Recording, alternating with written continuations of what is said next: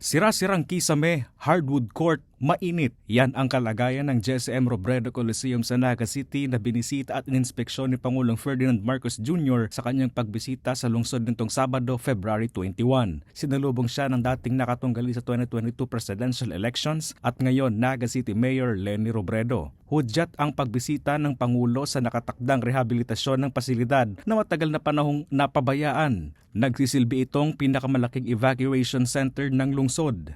Sunod na binisita ng Pangulo kasama si DPWH Secretary Vince Dizon, DSUD Secretary Engineer Jose Ramon Anding ay ang pagpapatupad ng programa ng pamahalaan sa malawakang pagbabaha, ang Oplan Kontrabaha o OKB. Ininspeksyon nito ang ilang creek sa lungsod. Layunin ng OKB na mapigilan ang pagbabaha sa pamamagitan ng pagdeklag ng mga kanal, pagtanggal ng mga obstruction, dredging sa ilog, pagmamantina ng mga flood control structures at iba pa. Ayon sa Pangulo, tulad ng Naga City ay flood basin ang ilang pang lugar sa Camarines Sur, kaya inutusan nito ang DPWH na muling pag-aralan ang Bicol River Basin Development Program o BRDBP na tinawag ng Pangulo na Critical Flood Control Measures sa Bicol Region. Kasama sa planong BRDBP ang paglalagay ng mga retention pond.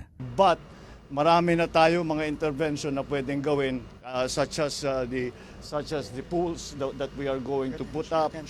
But tawag nila yung retention pond para mabawasan para mabawasan natin yung pagbaba ng tubig. Dahil nga it is may Bicol River Basin, ang plano na talaga pwede natin gawin, na kailangan natin gawin ay kailangan natin mahuli, dapat ma-collection na yung tubig bago pa bumaba sa basin.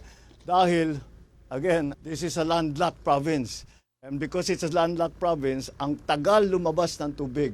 Bago niyan ay una nang pinanawagan ni Camarines Sur Governor El Rey Villafuerte sa pamahalaan na i-review at buhayin ang BRDBP. Samantala nang tanungin naman ang Pangulo kung may nabubuong alyansa sa pagitan nila ng dating Vice Presidente, natawa na lang ang Pangulo kasabay ang isang biro.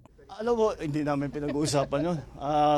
Alam mo, I think the mayor will agree with me na serbisyo muna bago politika.